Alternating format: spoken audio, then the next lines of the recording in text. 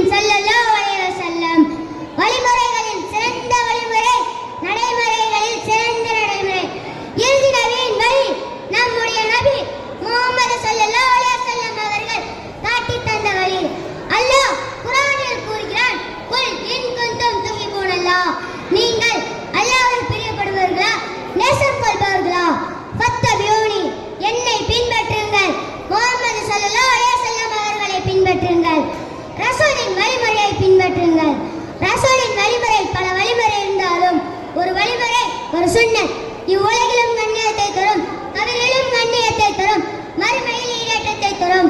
நம்முடைய உடலை விட்டு ரூஹ் பிரிந்து விட்டால் நம்முடைய ஜுப்பா தொப்பி எல்லாம் எடுத்து விடுவார்கள், வெள்ளை ஆடை கஃபனாடை.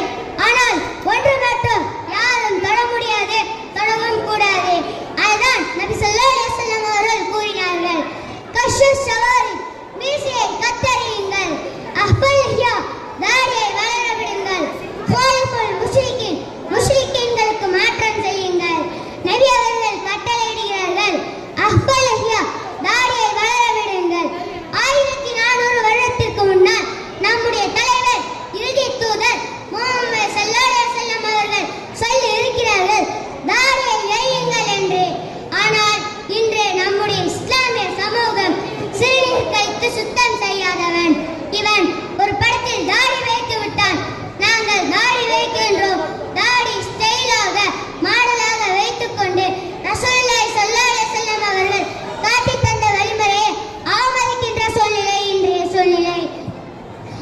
இமாம் தப்ரி ரஹ்மத்துல்லாஹி கூறுகிறார்கள், ஈராக்கிலிருந்து 2 மனிதர்கள் நபியின் சமூகத்திற்கு வருகை தருகிறார்கள். நபி அவர்கள் அவர்களை பார்க்கிறார்கள். கதா அஃபா ஷாரிபஹு வ அஃபா லிஹியதஹு, முரட்டு மீசையை வைத்துக் கொண்டு தாடியை மலித்துக் கொண்டு வந்தார்கள். நபி அவர்கள் பார்த்து வெறுத்து கேட்டார்கள், மன் அமரக பிஹாஸா, உங்களுக்கு இப்படி செய்ய யார் கூறியது? பெண்ணை போன்ற முகத்தில் முடியில்லாமல் மலித்து வருவதை உங்களுக்கு யார் கூறியது? கால ரப்பி, எங்களின் அரசன், எங்களின் நாட்டின் அரசன் எங்களுக்கு கூறினான் என்று ஈரானியர்கள் கூறினார்கள். லா கின்ன ரப்பி அமரனி, எங்களுடைய அரசனான அல்லாஹ் எங்களுக்கு என்ன கட்டளையிட்டிருக்கிறான் தெரியுமா? அஃபா ஷாரிபு வ அஃபா லிஹியதஹு, மீசையை கத்தரிக்கவும் தாடியை வளர விடுங்கள் என்பதை நபி அவர்கள் கூறினார்கள்.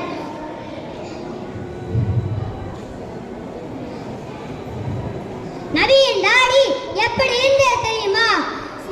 கானத் லிஹியத்து ரசூலுல்லாஹி ஸல்லல்லாஹு அலைஹி வஸல்லம் மின்